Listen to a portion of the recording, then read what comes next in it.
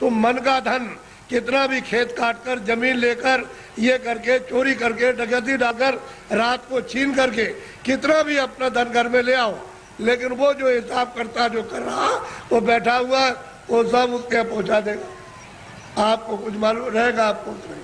हमने चोरों से पूछा भाई कितना तुमने चोरी की होगी?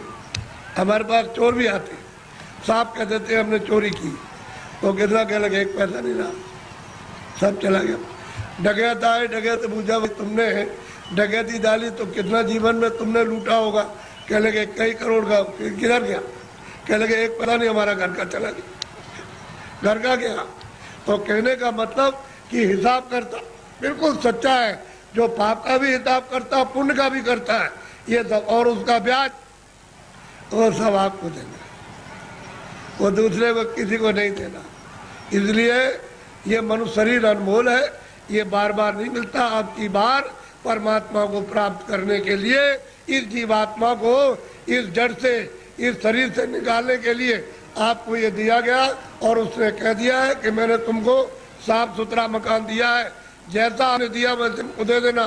फिर जब वो खड़ा हो जाएगा और तुमने गंदगी भरी तो फिर तुमको मार मार करके इतना मारेगा कि तुम्हारी नस नस को तोड़ देगा और इतनी पीड़ा होगी कि जन्मत मरण दूसरे तो कोई, जमने मरने में अत्यंत पीड़ा होती है। और उसको निकाल के बाहर करेगा और कहेगा चलो हिसाब कराएं।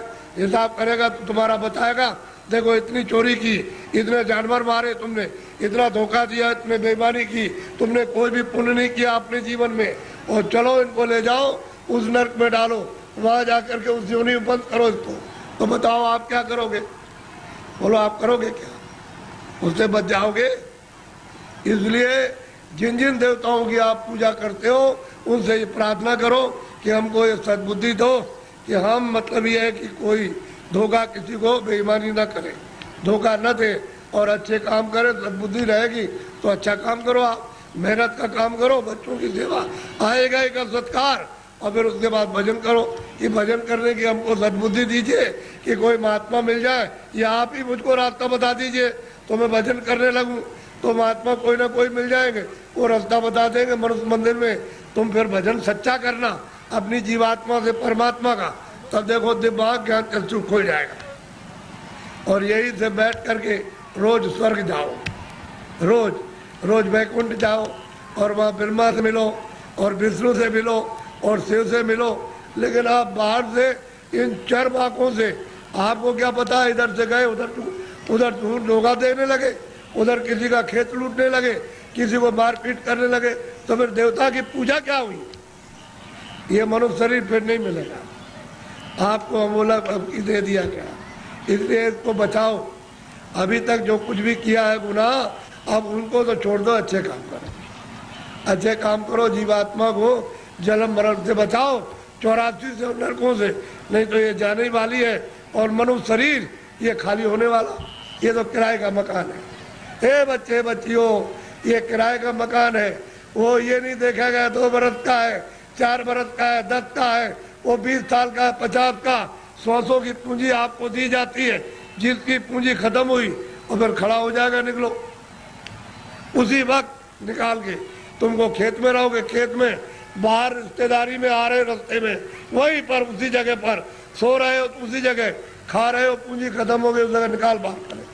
बताओ फिर आप क्या ले आए थे? अच्छा क्या ले जाओगे बताओ? ये किराए का मकान हमारा भी है, हमको भी है खाली करना, क्या हम ले जाएंगे? हमारा ये भी नहीं जाएगा, इसके साथ कुछ और जाएगा, एक सुई की नोक नहीं जाएगी। जब ये नहीं जाएगा, वो सामान तो वो पड़ा, ये पड़ा, इसको उठा करके उधर जंगल में फूंक देंगे, उधर ले जा करके, और न ये सामान मिलेगा और न ये उससे मिलेगा, न ये उसको देख सकता है न सामान इसको देख सकता है। ये भी जड़ है और सामान भी जड़ है। तो फिर चेतन में आप बेचारे चेतन को आपने क्या किया? गड्ढे में डाल दिया। इस चेतन की पूजा तब होगी जब चेतन को जगा लो, जीवात्मा को जगाओ और दरवाजे पर दोनों आंखों के मध्य में जाग जाए, उसकी गंदगी दूर हो जाए, तब परमात्मा की पूजा करो, तब मिले। सुलभ है, सीधा है, आसान, सब कर सकते हैं, स्त्री बच्चे पुरुष, खेत में खलिहान में, घर में, सुबह और शाम। तुम 1 घंटा समय नहीं निकाल सकते हो 24 घंटे में परमात्मा को प्राप्त करने के लिए, और वह इसी में समय सो करके और खा पी करके बिता रहे हैं। ये धिक्कार है ऐसे जीवन का। तो देवी देवताओं से जिनको आप मानते चले आओ, उससे प्रार्थना करो कि हमको सद्बुद्धि दीजिए कि हम भौतिक चीजें समझ सके, और फिर अपनी जीवात्मा को जगाने के लिए कोई ऐसा रास्ता हमको दिखा दीजिए, सुझाव हमको दे दीजिए, तो हम वहाँ पहुँच जाए, वहाँ रास्ता पा करके रास्ते से निकल जाए। तब ये जीवात्मा की गति यानी होगी छुटकारा, तब इसको छुटकारा होगा, तब मुक्ति और मोक्ष मिलेगी।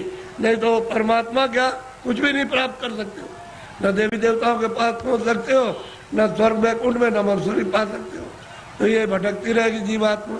जैसे पशु पक्षियों में वो भी तो जीवात्मा यही है, इसी मनुष्य शरीर से उसमें बंद की गई। ये कुत्ता हो गए, बिल्ली हो गए, गधा हो गए, चूहा हो गए, ये इसी में से गए। अब उसमें भोगने के बाद फिर इसमें आएंगे तो फिर वही काम करो, फिर उसी में जाओ।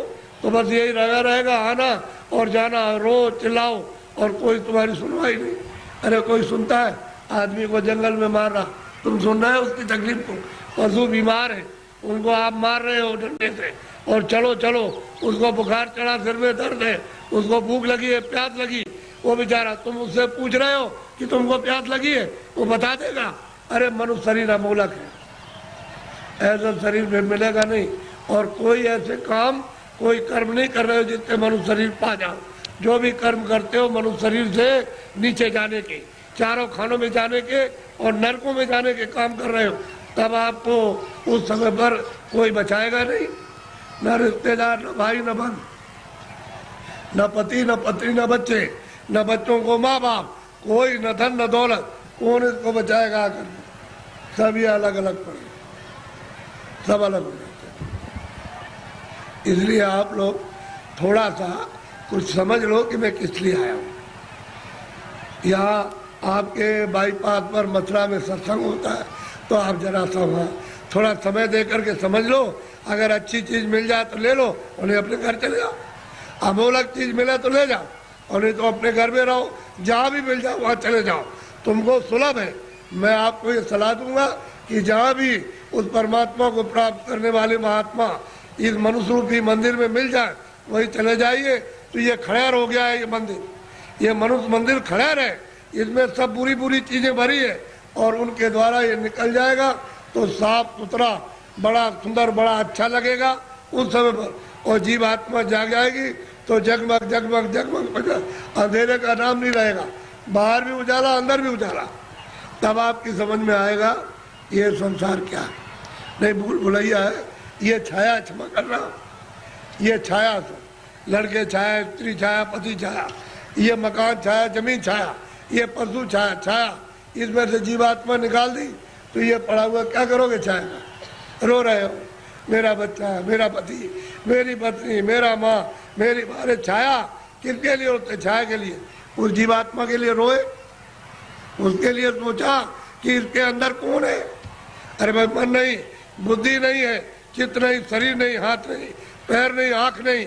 अरे वो जीवात्मा क्या चीज़ है जो इसमें से निकाल के अलग कर दी?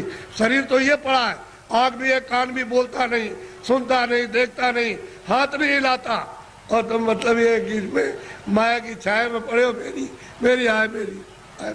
ऐसे ही चले जाओगे आया करते, और कुछ मिलने जुलने वाला नहीं है। इसलिए महात्माओं का सत्संग जरूर सुनो। वो ये नहीं कहते पूजा करो आप तीर्थ करो, लेकिन उनसे प्रार्थना करो हमको सद्बुद्धि दो, सच विचार दो हमको, और हमको अच्छे कर्म का रास्ता मिले। हम चोरी चमारी इसको बंद कर दे, हम झूठ बोलना, धोखा देना, बेईमानी करना, हमारा काम, हमारा क्रोध, हमारा लोभ, हमारा मोह छूटे। और हमको कोई मिला दीजिए किसी से जो मनुष्य शरीर में आकर रास्ता बता, नहीं आप बता दीजिए। देवता से कहो आप ही बता दो कि ये रास्ता जाने का है भगवान के पास।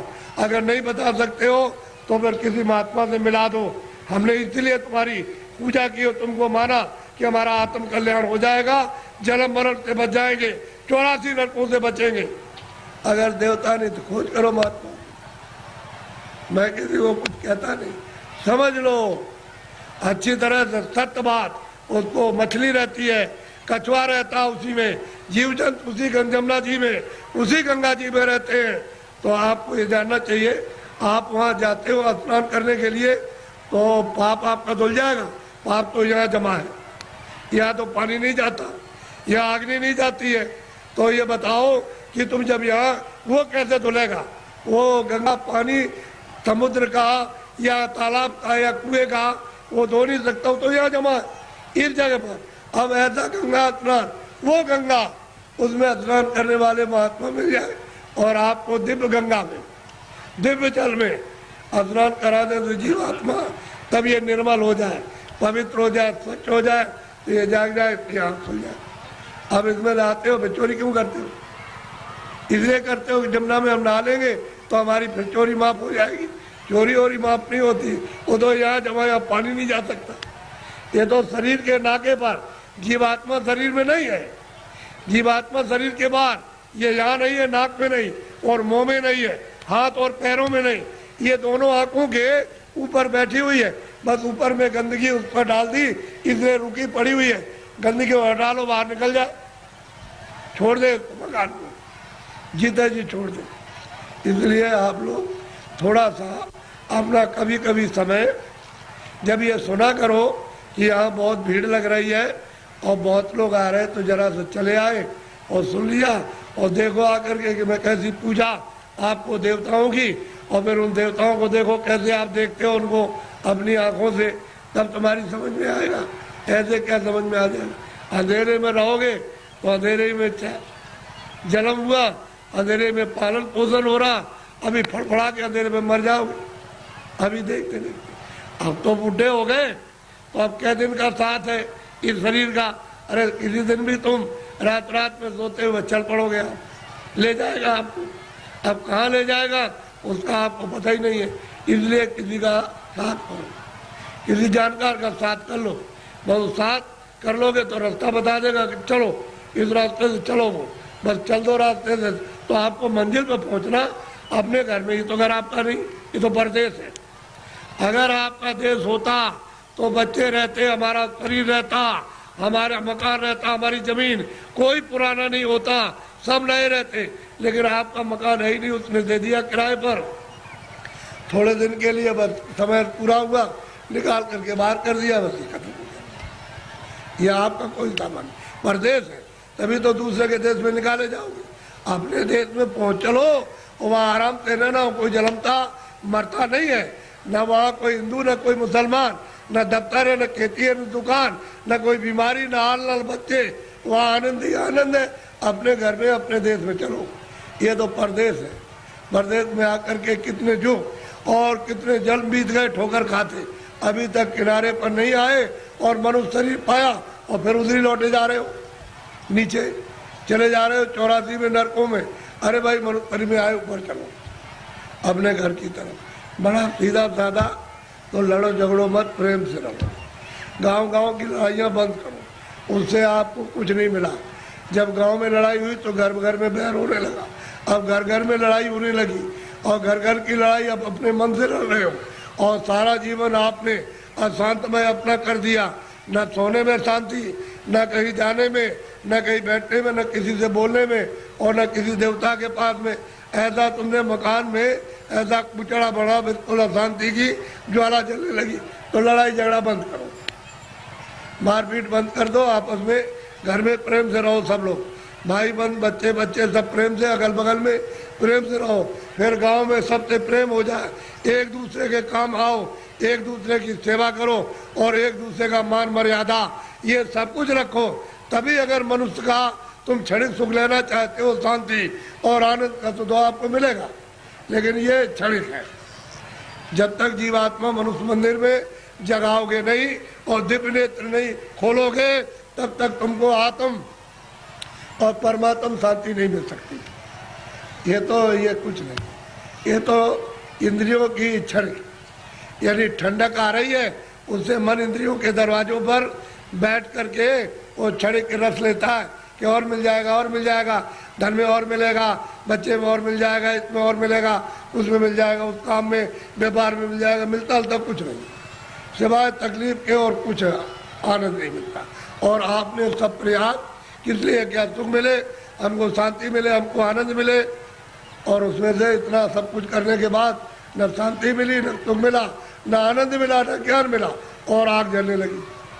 ऐसा जीवन आपका बड़ा ही कलुषित और बहुत ही मतलब खतरनाक अपनी आत्मा को गड्ढे के गिराने में हो गया है, और दरवाजे बैठ गए जाने वाली। इसलिए बचो, अभी बच सकते हो मनुष्य शरीर में, और बाद में फिर बचने का रास्ता नहीं। इसलिए इसको सोचो कि मैं कहाँ से आया हूँ, मैं किस लिए मनुष्य शरीर में आया, फिर मैं अगर जाऊँगा तो कहाँ जाऊँगा। ये तीनों प्रश्न तुम किसी से करने लगो, और जो इसका जानकार होगा कि तुम वहाँ से आए हो, इसलिए आए हो, और तुम कहाँ जा रहे हो, ये तीनों चीज़ें आपकी बता देगा। तब आपकी समस्या का, बुद्धि का असल में सच्चा विवेक तब आएगा, और तब समझोगे आप। वो बताएगा देखो ये कुछ नहीं है, ये कुछ नहीं है, तुम कहाँ से है बताएगा, वहाँ सब कुछ है, यहाँ से वहाँ चलो, वहाँ सब धन है, सब सुख है, सब आनंद है, सब शक्ति है, सब ज्ञान है, और सब सुंदरता है, अमृत वहाँ भरा हुआ, सागर भरा, सब बताएगा आपको। लेकिन जब नहीं मिलेगा कोई, तो जीवन चला जाएगा बेकार, व्यर्थ खो दिया आपने ये जवानी और सुमन शरीर। जवानी भी गई, बचपन तो कुछ कर नहीं सकता है, बाल अवस्था तो कुछ नहीं करती, किशोर भी नहीं, जवानी में आए और बुढ़ापा भी कुछ नहीं कर सकता। तो जवानी में मस्ती में, बेकार में, उलझन में आपने खत्म कर दी। अब आगे चलने के देने तो फिर तुम्हारे बच्चे ही जवाब देने लगे, अरे उधर बैठ जा, तूने जवानी में बहुत कुछ किया। तो आपको हो जाएगी तकलीफ, कहते वो मेरा बच्चा और मुझसे इस तरह से कह रहा। अब वो जवानी का उस पर जोम चढ़ा है, तुम पर बुढ़ापा आके अलग कर देगा, चुपचाप बैठे रहो। घर में जो बहुएं आएगी, तुमको रोटी समय से दी और नहीं दी तो शाम को देगी, कभी शाम को नहीं तो सुबह देगी। अब तुम कुड़ोगे उसमें कि हमने इतना पालन पोषण किया और ये बच्चे हमारी बात, और बहुएं नहीं मानती है।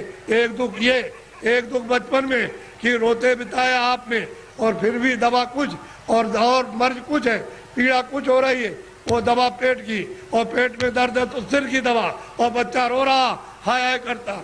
एक तो आपने वो बिता दिया, और एक आपने जवानी, ये आपने उलझन में, और बुढ़ापा आ गया तो रो करके चले जाओ, तो कोई काम नहीं आया।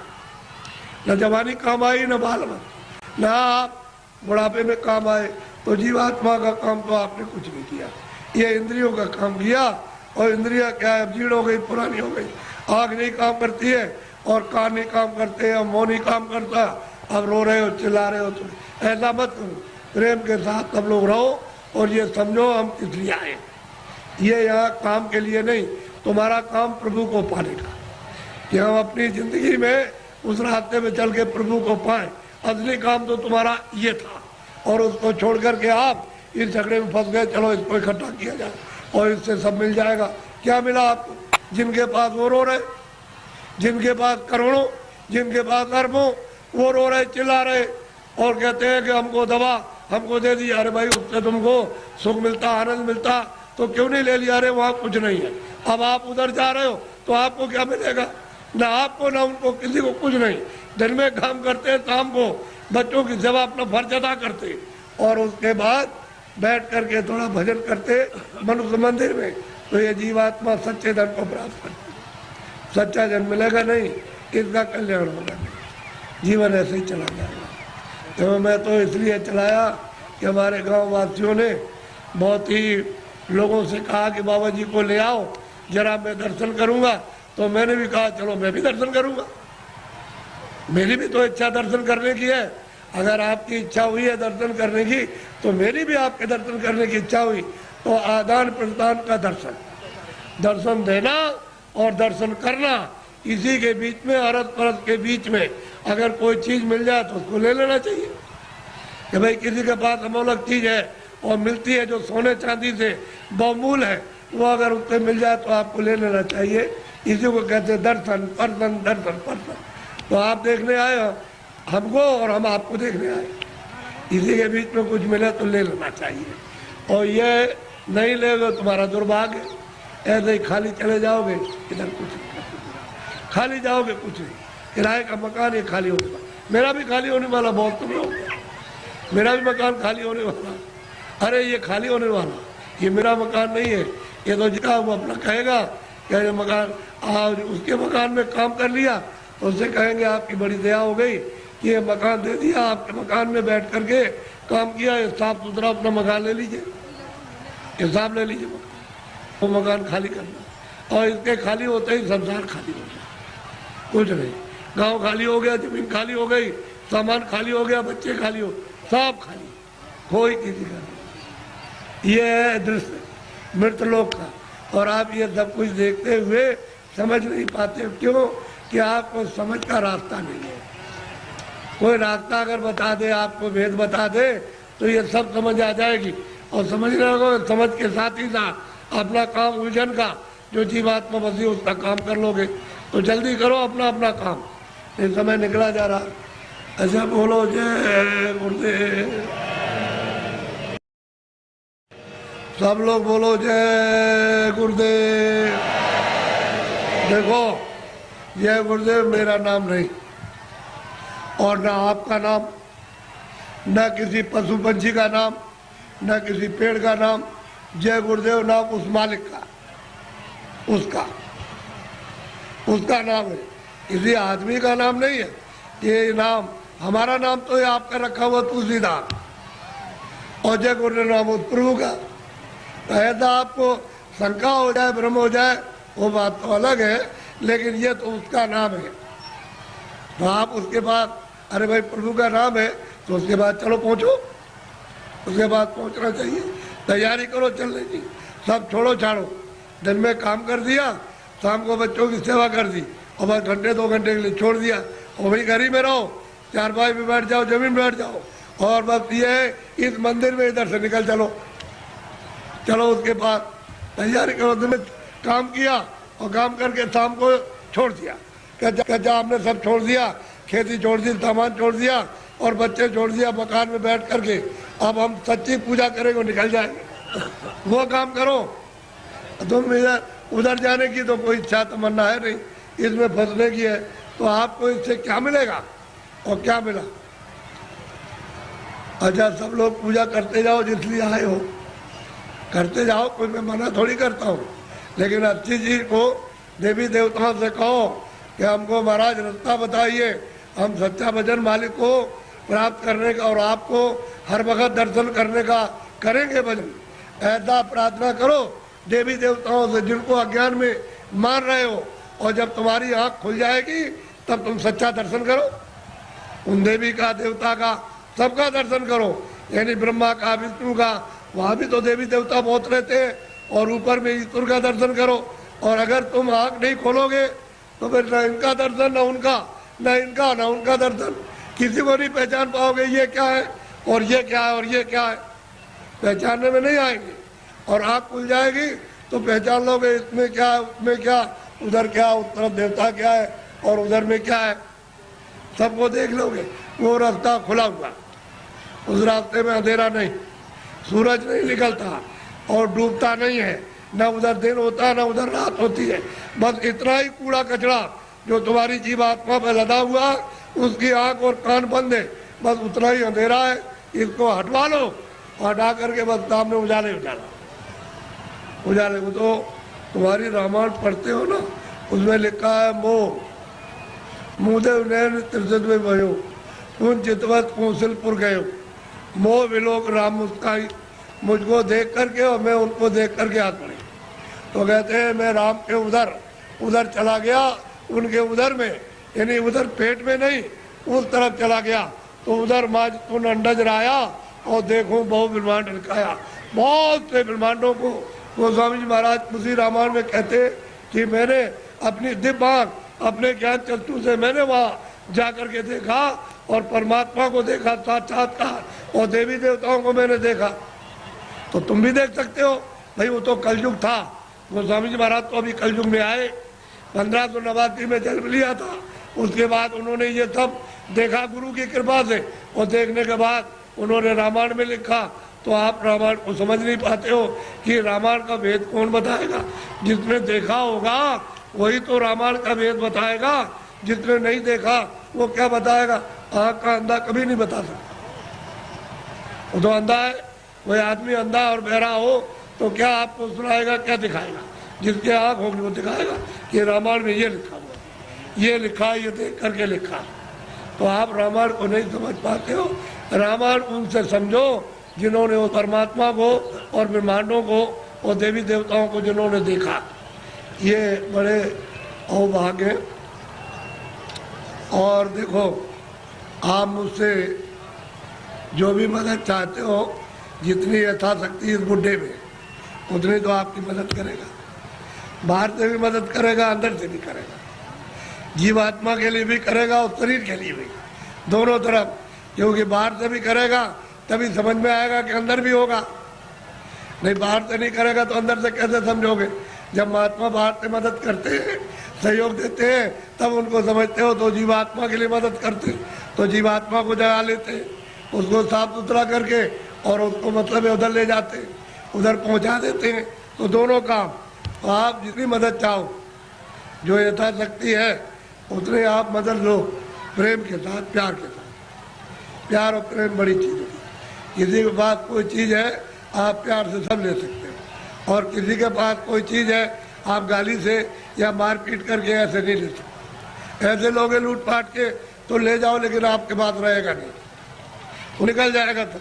और थोड़े दिनों का मन का धन है, बस उसके बाद साफ हो जाएगा, बस खाली ऐसे हाथ हो जाएंगे। ये मन का धन है, लेकिन प्यार से कोई चीज़ लो, बाहर की उससे भी तुमको कुछ आराम शारीरिक मिले, और अंदर से भी, यानी उससे प्यार से लो तो अंदर से भी अगाध धन है, और जीवात्माओं का धन है। ये बाहर का जो है बरतने का, ये शरीर का है, ये छूट जाएगा और जीवात्माओं का धन रह जाएगा। उसी से जीवात्मा अमर पद को, अमर लोक को प्राप्त कर लेती, लेकिन वो नहीं मिलेगा तो बहुत मुश्किल है।